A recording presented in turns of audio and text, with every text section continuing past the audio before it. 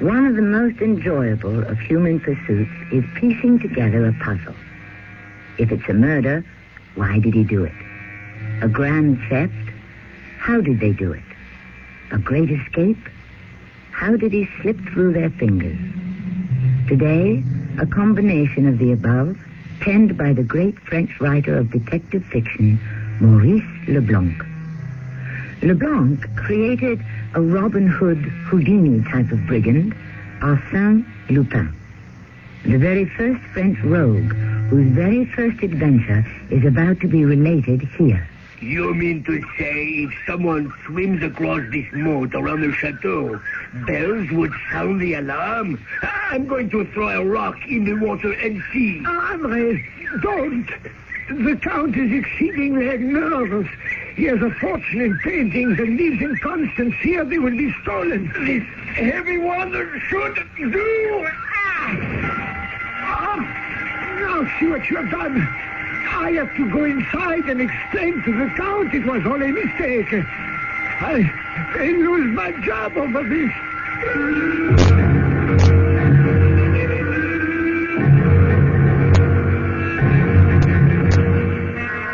Our mystery drama, My First Rogue, based on a story by Maurice Leblanc, was adapted specially for the Mystery Theater by G. Frederick Lewis. It stars Lee Richardson and Bob Caliban. It is sponsored in part by Cat's Paw, Heels and Souls. I'll be back shortly with Act One.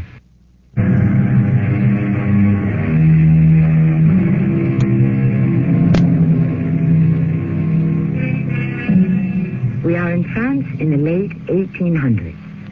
I should be more explicit. We are in Paris, in a cafe, on a sunny Saturday morning. A cafe which no longer exists. However, the Paris sunshine is unchanged. Two men are nursing their cognac. One is reading the morning newspaper, the other writing in a notebook. Well, what is the news, Robert? Dreyfus was finally pardoned. Shocking it should take so long.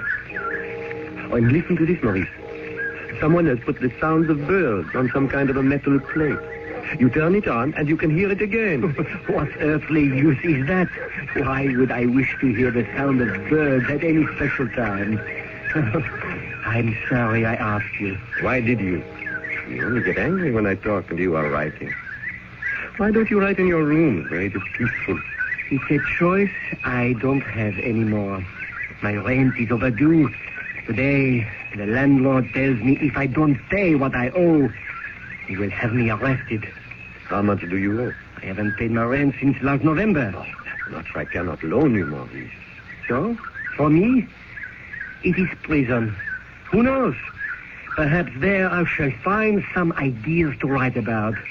I hope they will let me have pen and ink.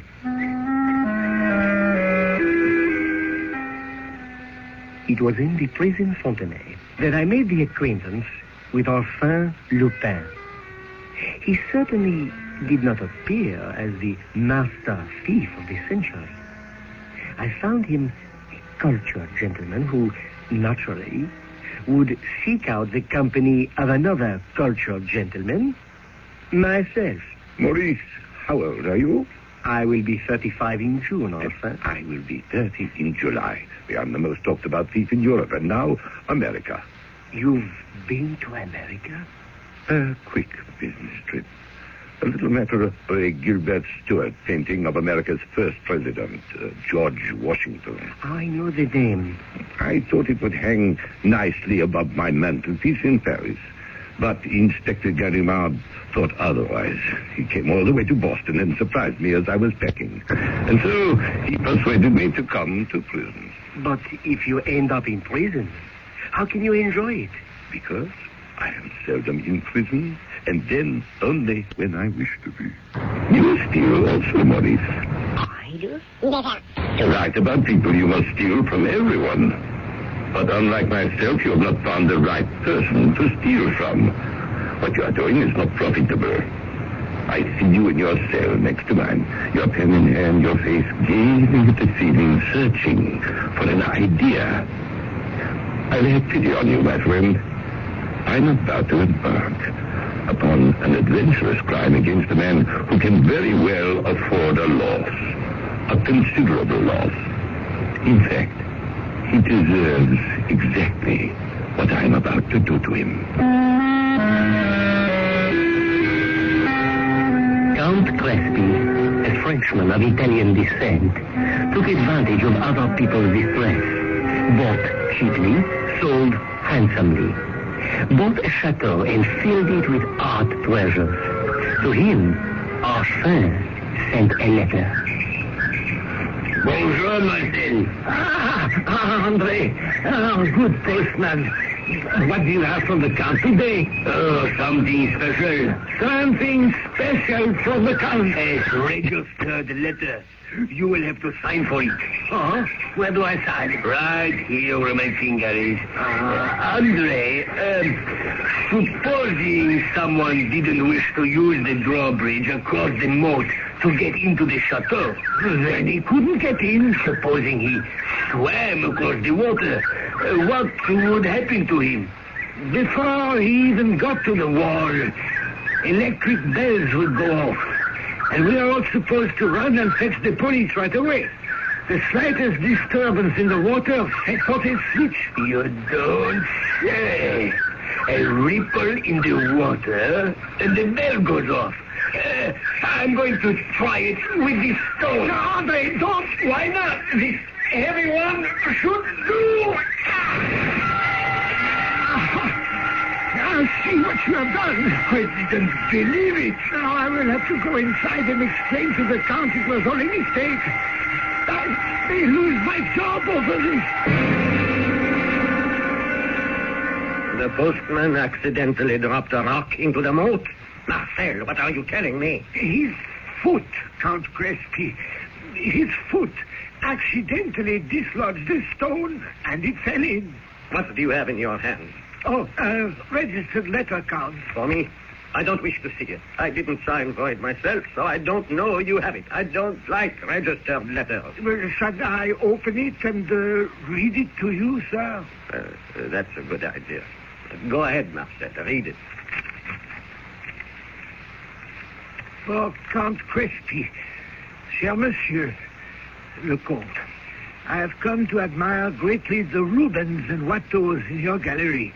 In addition to those paintings, I also know the Beauvais tapestries to the right, and in the room to the left, the cases of miniatures and the Louis XIII table.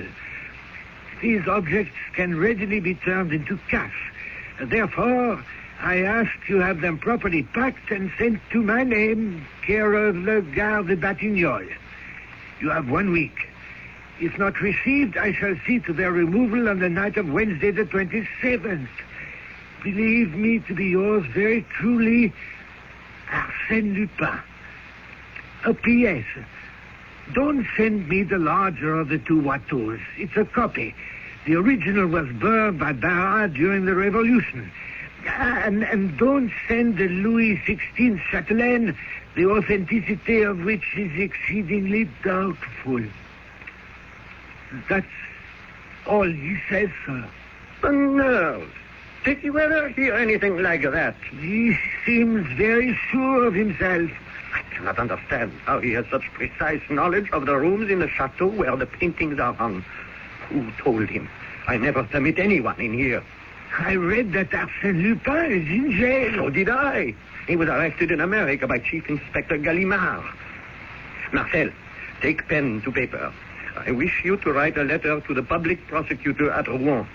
Enclose this letter from Arsène Lupin and demand police protection.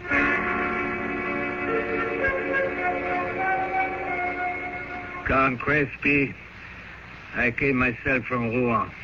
I have investigated, and I thought the matter too delicate not to speak to you in person. Mr. Prosecutor, I am honored. It has taken me 3 days to ascertain the facts. I might begin by saying your chateau is quite impregnable.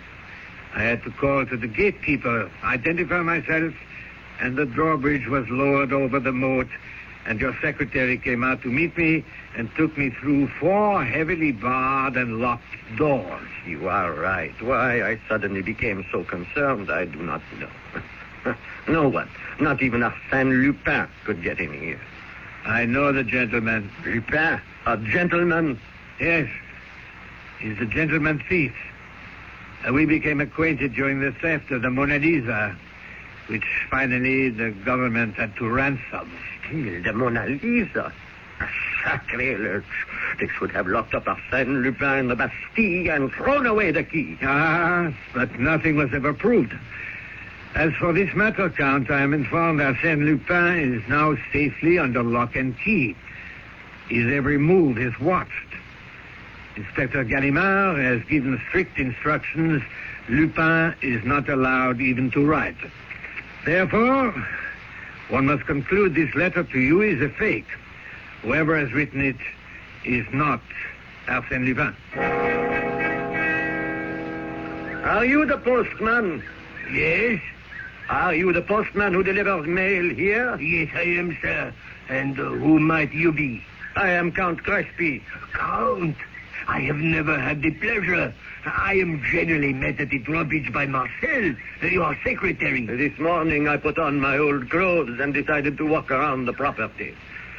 Is there any mail for me? No, Your Grace, not a thing today. That is in the way of correspondence. Only this newspaper. It is yours. Please forgive me. I was just reading about Arsène Lupin. What about Arsène Lupin? Here, on the second page. Show me, please. I came out without my glasses. Right at the top where it says, welcome visitor. Would you read it to me? Oh, certainly. Welcome to our distinguished visitor, Chief Inspector Gallimard, one of the veterans of the detective service whose recent feat of arresting Arsène Lupin has won him international fame. Monsieur Gallimard is enjoying his rest and will be spending his holiday in our village fishing. Gallimard is here? Right here? Most interesting. And I confess to have played no little part in the news story. You know the inspector? Oh, I am one of the few people of the village with whom he is on speaking terms. On Sunday, I was fishing on the dock, and I noticed a gentleman next to me, frock coat, straw hat, and I saw on his fishing rod the name Gallimard. And I said just one thing to him. I said, congratulations, Monsieur Gallimard. If you catch fish as easily as you caught Arsène Lupin, you should do well. What did he answer? He said, thank you, reeled in his line and walked away. That's all he said? Not one word more. Where did you say you saw the inspector fishing on Sunday? On the dock. He fishes there every day.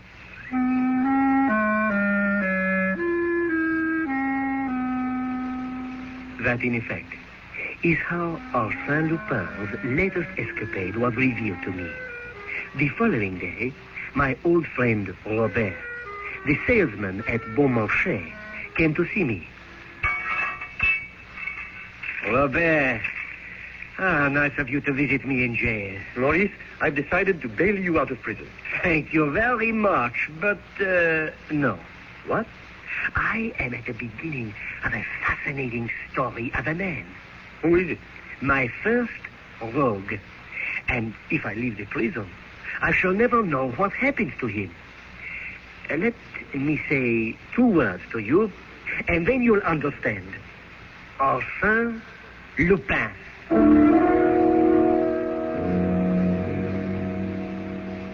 Some have likened Arsène Lupin to Robin Hood.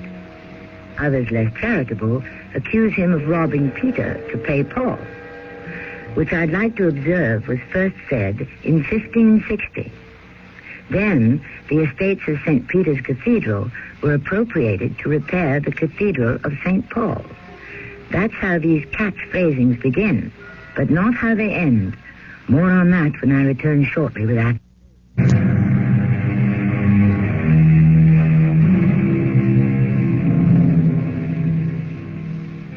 We return to a small French village outside of Paris, a town noted for its ancient chateau, surrounded by a wide moat, owned by Count Crespi. The Count has been politely requested by that master of the picklock, Arsène Lupin, to divest himself of some of his art treasures. But Lupin is in jail. Did he write that letter, or is it a hoax? Author Maurice Leblanc picks up the story. Not only was I in the prison cell right next to Arsène Lupin, but we had occasion often to talk in the exercise yard. The guards took no notice.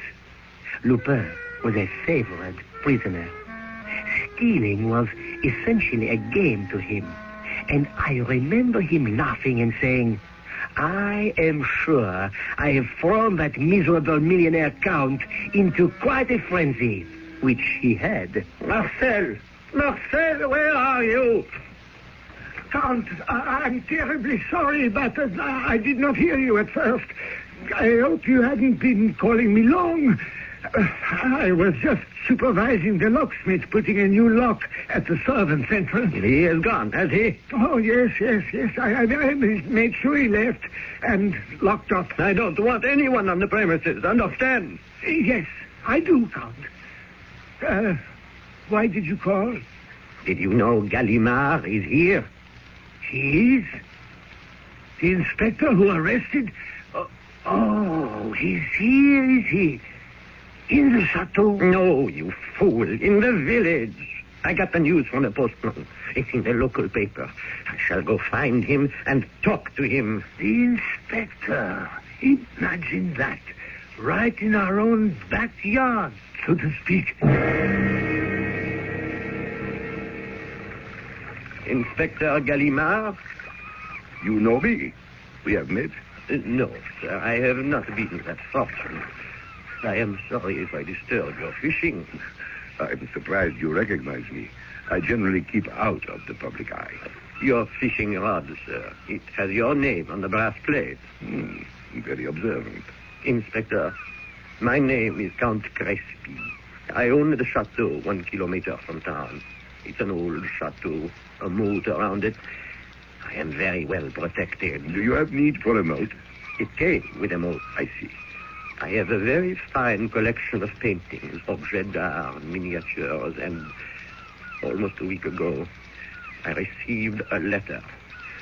Whoever wrote it knows exactly where each of my works of art is kept. Now, who else but Arsène Lupin? Sir, if I had the smallest doubt of the authenticity of your letter, believe me, the pleasure of once more looking up that dear Lupin would outweigh every consideration. Unfortunately, the man is already in prison. Suppose he escapes. From the Fontenay prison, no one escapes. But Lupin is known for that. He is slippery, he is daring. If he does escape, so much the better. I will catch him again. Go home, Count. I tell you, you can sleep soundly. Nothing will happen. But I fear... Go away and stop frightening my fish. Count Crespi, I saw you yesterday. Now you appear again. I am displeased. Let me make this plain. I'm here on holiday. I've come to this village hoping to enjoy peace and catch fish. Please, go away. Inspector, there is a new development. Another communication from Arsène Lupin. A telegram. Look at it. No goods received in Batignolles. Get everything ready for tomorrow night. Abstain. Well? Tomorrow is the 27th. Wednesday. It's fixed for tomorrow, just as he warned me. What is? The burglary. The theft of my collection. A tremendous loss. You are the only person in the world who always knows how to catch that man. And I hoped... No, that's not true. The famous theft of the Mona Lisa, which Lupin was most certainly responsible for, although we could never actually pin it on him. We never caught him. You see, it is art that interests him. It is not art that attracts Lupin, far from it. It's the ransom money. You had to pay a big ransom to have the Mona Lisa returned? I didn't pay it. The French government did. Hefty ransom it was, too. And the trouble we had to keep it all a secret. Very embarrassing for the security of the Louvre, you can imagine. But whether the money went to Lupin or Lupin engineered the theft, it was never proved. Inspector Gallimard, what fee would you take to spend Wednesday night at my chateau? Not a penny. Don't bother me. And name your own price.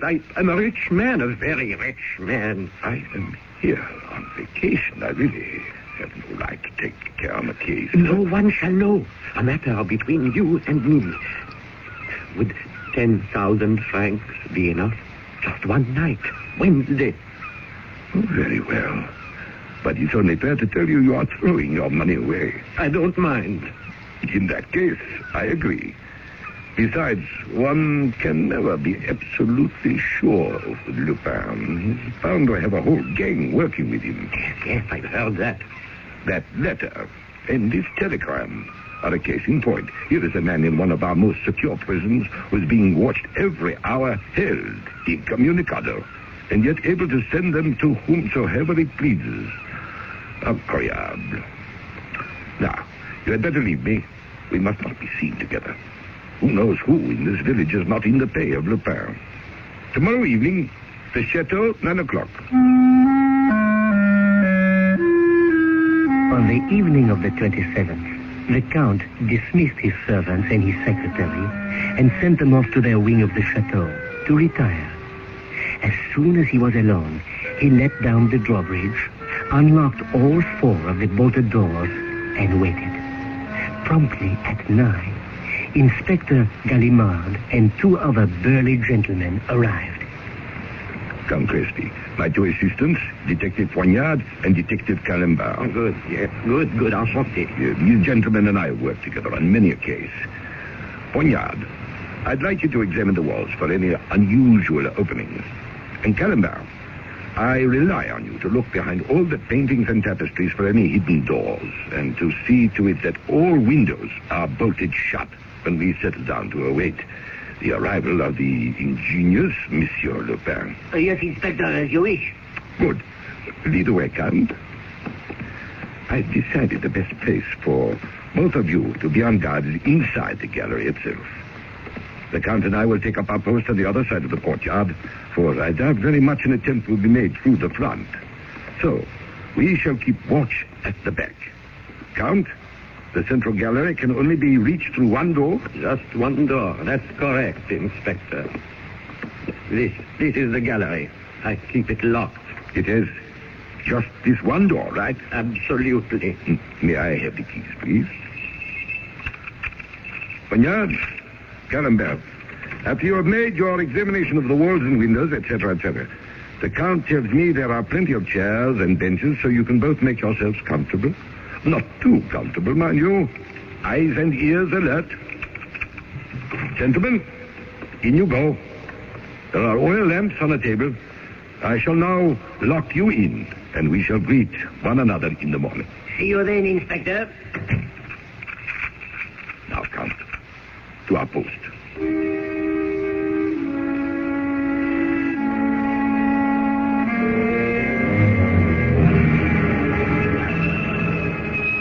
Good morning, Count Crespi. Well, nothing happened during the night. Not a single sound. I was awake while you dozed off. Shall we have a look? You look out the side towards the moat, see if there's anything unusual. I look down into the courtyard. Yeah, I can never find my glasses when I need them. Yeah, always on top of my head. Not a stone out of place in the courtyard. Inspector, do you think that if no robbery took place last night, then it won't happen another night? My dear Count, even you, with all your wealth, could not engage me indefinitely. I am so relieved that nothing was taken. I can only presume, in the same way Lupin knew where my treasures were kept. He knew you were here, and he called it off. Well, let's go to the gallery and talk to our men this time. Count, you shall be the one to unlock the door.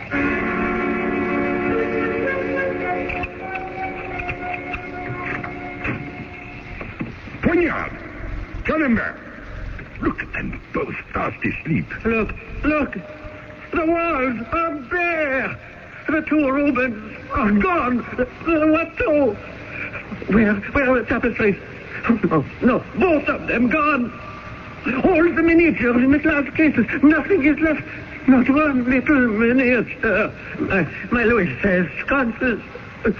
My lord, look up there, that empty chain. That's where I had my Regency chandelier. Oh, no, Maxwell's century virgin has been taken. I cannot believe my eyes. The windows. No. Fastened securely. There's not a crack in the ceiling. There's not a hole in the floor. Everything is in perfect order. Everything happens to me. I have lost millions. The whole event has been carried out with method and speed and great artistry, I'm ashamed to say. He must have had an extraordinary plan. I hate him. How can you talk like you admire him? I hate You, Poignard, wake up. Calendar, stupid fool. How can we still sleep? Don't they hear us? Let me get closer to them. Calendar. Poignard.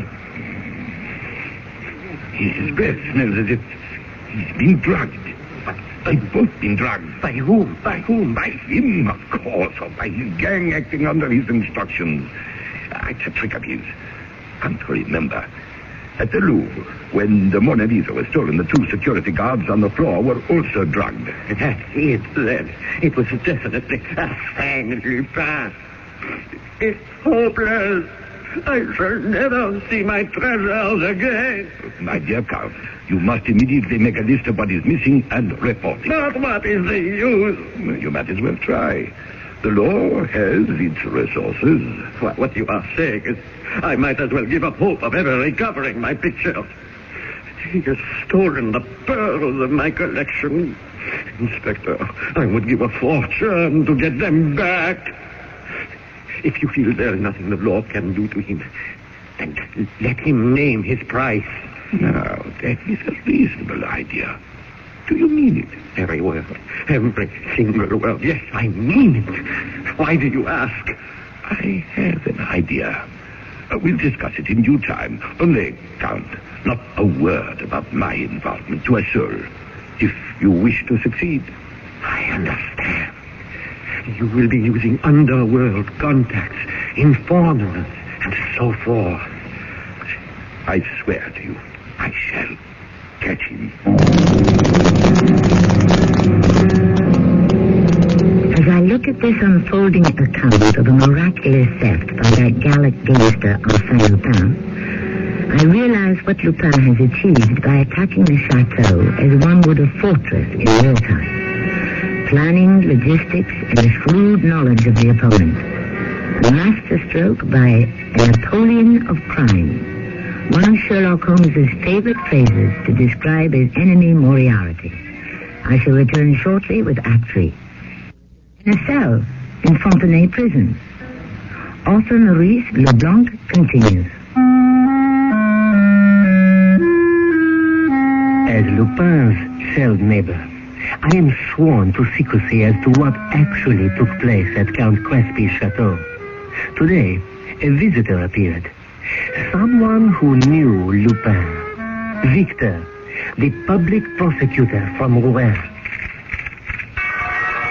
Thank you, guard. I'll signal you when I'm ready to leave. You may lock me in with the prisoner. I cannot believe my eyes. Victor, I haven't seen you since, when was it? And you haven't changed in 10 years, Arsène. No, you have not seen me since the affair of the Mona Lisa. That's right. You were in charge of the security of the Louvre. What happened to you? Well, after the scandal of the sleeping guards and the enormous sum the Treasury had to pay out for the return of the masterpiece, I was fired. Now I am public prosecutor in Rouen. Ah, Rouen. Lovely place, lovely cathedral. Isn't that quite near, what's his name? It escapes me. Count Crespi's chateau. So it is. And why are you here in Paris, Victor? The chief sent for me. Dubois. Ooh, to head the entire department. He knew of our former association, and he hoped there would be a meeting of the minds. You know, Victor, I've always had the greatest regard for you. Well, Coming from a man at the top of his profession, I'm pleased to hear that. Oh, I said it 1,000 times. That Victor is the most dedicated man I know. So sit. Do sit. Oh, glad to. What a treat to see a decent man. Victor, after all these years, tell me, to what I owe the honor of this visit. The Count Crespi case. Stop. Wait a bit, I have so many in hand. Let me just tickle my brain. Crespi. I have it, of course. 2 Rubens, a Watteau, and a few minor trifles. No trifles. A Regency chandelier, Beauvais tapestries. The poor man says he's been robbed of millions. You're not going to believe that, are you? And by the way, aside from the chief, how did you get involved in this? The Count sent me your letter, which at the time I believed was a forgery, and I told him so. And the police, I don't have to tell you how little they know. I've seen the morning papers. Again, they're crying for somebody's head. That's why, for old time's sake, I've come to you hat in hand. You are decent to me in the Mona Lisa affair and organized the ransom. That's true. Tell me, what can I do? First of all, the whole Crespi affair was done by you, wasn't it? Off the record. From start to finish. The registered letter to the Count, the telegram? Were sent by yours truly. In fact, I ought to have the receipts somewhere. They've given me a table with one drawer. I'm sure I can find them. But this is for the registered letter, and this for the telegram. I thought you were being kept under constant observation and searched on the slightest pretext. Yet you seem to read the morning papers and collect post office receipts. Victor, you have no idea what fools run this place. They rip up the lining of my waistcoat, explore the soles of my boots, listen to the walls of my cell. But not one of them would believe Arsène Lupin would use a drawer in a table as a hiding place. Too obvious. Are you going to explain the Crespi theft a little more? Not so fast. The letter was the essential beginning. Yes? The essential starting point? Indispensable. The mainspring that set the whole machine in motion. The chateau was impregnable. A moat, electric warning bells, bolted doors, etc. How do I go about it? I know the owner, that fat-headed count, lives in fear. One day, he receives a letter from Arsène Lupin, notorious housebreaker. What does he do? Sends the letter to me, the prosecutor. Who will laugh at him because said Lupin is under lock and key. I'm afraid I did just that. And if he happens to read the local newspaper, he learns the famous detective Gallimard is on vacation within walking distance. He believes what he reads. How did that get into the papers? I had put there. Then the fish, the Count, rises to the bait and makes the acquaintance of the man he thinks is Inspector Gallimard, and he begs this man to assist him against me. This is becoming more and more original. So the detective engaged by the Count was not Gallimard. I told you that. Thereupon a telegram. The Count quivers with fear. He entreats the false Gallimard to protect him, and the so-called Gallimard brings in 2 of the boys from our gang, who during the night remove certain objects through the window and lower them with ropes into a boat floating on the moat. And all night long the Count is kept in sight by his protector in a far part of the chateau. Count Crespi will be notifying the police within a few hours that he doesn't wish to pursue the matter. But that's not possible. The chief never mentioned it. Are you saying the chief knows more than I do about my business? This so-called Gallimard was authorized by the Count to negotiate a deal with me, and chances are when the business arrangements are concluded, the Count will have all his collection returned, and so he withdraws the charge. So there is no question of theft. It never happened. And even if you care to, you, my dear Victor, the public prosecutor of Rouen, will have nothing to prosecute. Oh, God, I'm not ready to leave yet. He didn't come for you. He brought me my breakfast. But do set a tray on the table, Pierre. Thank you. look at that. Bread, ham, sausages, boiled egg, and coffee. They treat you well in the Fontenay. Of course, over the years, I've been able to secure jobs for many of those who work here. A few false papers, and they're hired, and they enjoy it. You have some of your own people working in the prison? It's hard work, but they like it. Where was I? Well, you tell me the Count is about to withdraw charges of grand theft. How do you know all this? I have just received the telegram I was expecting. Whatever you're talking about, you received no telegram. When was this? This very moment, my friend. Victor, have the kindness to cut off the top of that boiled egg for me. Gently. You will see for yourself I'm not making fun of you. It's an empty shell. There's nothing inside. Are you sure? Let me just reach my fingers into it a little lower. There we are. Victor, I hand you a piece of blue paper folded quite small. Would you please read it? Yes. It is a telegram.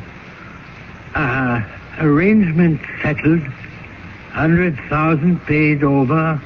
All well. 100,000 paid over? 100,000 francs. It's not much, but these are hard times. So you have managed another ransom. I was getting bored in here. I had to do something to amuse myself, to occupy my spare time, especially since the swindle could only succeed while I was in prison. I rather enjoyed playing the part of Inspector Gallimard. I think I did it rather better than he does. You mean that was you? Not an accomplice? Of course it was me. But how did you get out of here? I walked out. How could you do that? As easily as having a telegram brought to me in an eggshell. You simply walked out of this prison and no one said anything? What should they say? They knew I'd come back as soon as my business was completed. Did the warden know? He was the only one in the entire Fontenay prison who was deceived. The rest of the prison staff reported I was in my cell, asleep, awake, at meals, in the exercise yard, etc., etc. Why did they cover for you like that? I told you, the guards are my friends. Arsène Lupin remains in prison as long as he wishes to, and not a moment longer. Oh, God. Will you open up the cell door, please? Victor, a moment. Huh? What is it? You've forgotten your new gold watch. I have? No. Yes. I just happened to find it in my pocket. Here. Please forgive me. An old bad habit.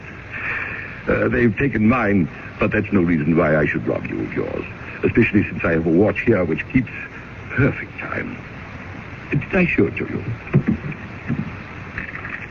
Isn't this a beauty? Also, solid gold. Heavy gold chain. And out of whose pocket did it come? A good question. I'll have a look.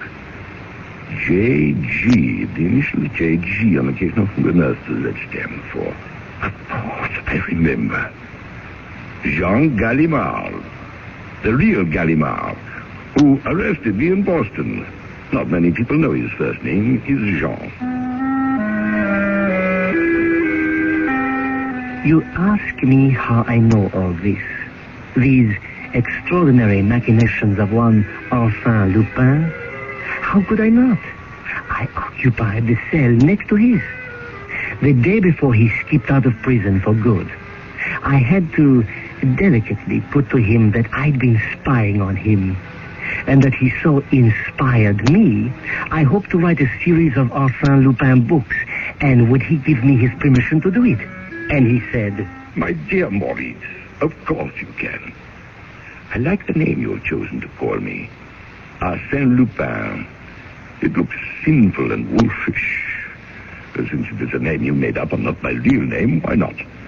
No one in France would recognize it as me, because you will probably have a difficult time making me appear as clever as I am. Au revoir, mon vieux. Bon succès with your books.